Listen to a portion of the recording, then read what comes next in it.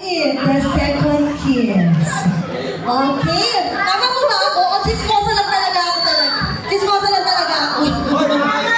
Alright, sabay-sabay tayo sumigaw ng kiss. No, Michelle? Stop lang to ah. Alright.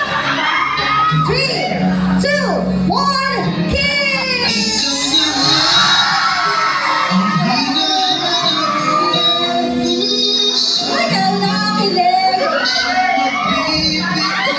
Sobra na yan. Mamaya na yung iba. Okay, so this time, groom and bride, kahit hindi pa kayo nakakapahiya masyado, ituloy-tuloy natin ang ating program. So let's start for the first dance as a yogas. So mga people, marami po tayong ginagawa sa tradisyon sa kasalan. Meron tayong first dance ng pomol. We have your cake lighting, white toasting, gabilis, corn release, and cooking toasting. But this time, let's see to the first dance of Mr. Paul and Mrs. Shell. Palagpakan naman natin ang ating Roses in a shoe, white eyes of your child. Yours are all that you will cherish and no matter how much time has gone away.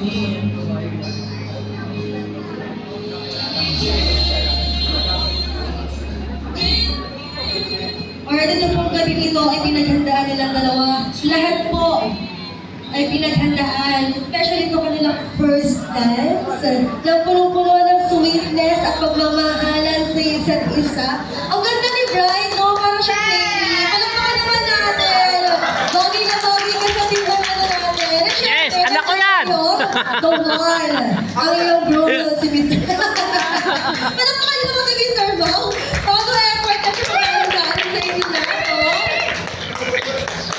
Alright.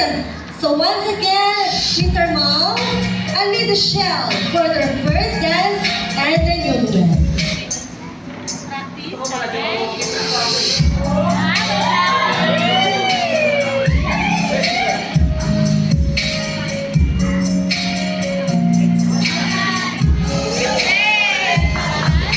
And I'm pretty sure that you are that girl.